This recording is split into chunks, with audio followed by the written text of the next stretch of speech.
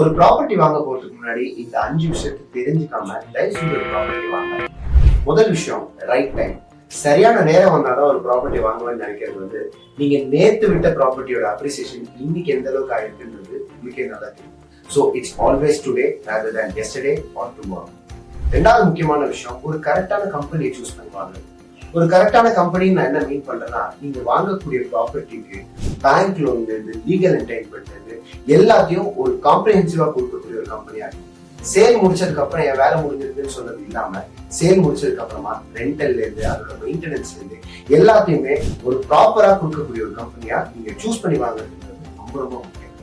மூணாவது முக்கியமான விஷயம், எமர்ஜிங் பாயிண்டா இருக்கும். நீங்க வாங்கக்கூடிய ப்ராப்பர்ட்டி எங்கேயாவது ஊருக்கு வெளியே வாங்கினா நல்ல எமர்ஜ் ஆயிடும்னு நினைக்கிறத விட, நீங்க வாங்கக்கூடிய ப்ராப்பர்ட்டியில நீங்க எவ்வளவு காசு போடுறீங்களோ அதுக்கு டபுள் அமௌண்ட் எமர்ஜ் ஆகிற ஒரு ப்ராப்பர்ட்டியா இருக்கும். ஹாட் செல்லிங் ஏரியா, சென்னையோட ஹாட் செல்லிங் ஏரியா ஈஸியாக இருக்கும். இந்த மாதிரியான இடத்துல நீங்க உங்க ப்ராப்பர்ட்டி வாங்குறீங்கன்னா நாளைக்கு அதோட அப்ரிசியேஷன் எந்த அளவுக்கு இருக்குன்றத தெரிஞ்சுக்கிட்டு வாங்க. நாலாவது முக்கியமான விஷயம், பிளாட், அபார்ட்மெண்ட் அண்ட் வில்லா. இந்த மாதிரி 3 கேட்டகரி இருக்கு. எந்த ப்ராப்பர்ட்டி டைப் வாங்கலாம் அப்படின்னு நீங்க யோசிச்சீங்கன்னா, முதல்ல நீங்க யோசிக்க வேண்டியது பிளாட், வில்லா அண்ட் அபார்ட்மெண்ட். இது 3த்துல இருக்கக்கூடிய அட்வான்டேஜஸ் அண்ட் டிஸ்அட்வான்டேஜஸ்.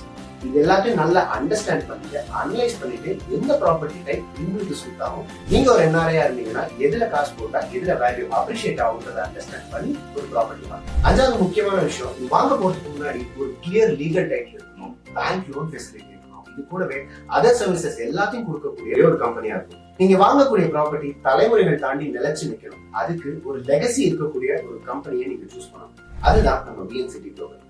அடுத்த வாட்டி ப்ராப்பர்ட்டி வாங்க போறதுக்கு முன்னாடி இந்த 5 விஷயத்த மறக்காம மைண்ட்ல வச்சுக்கோங்க. என்ன புரிஞ்சுதா?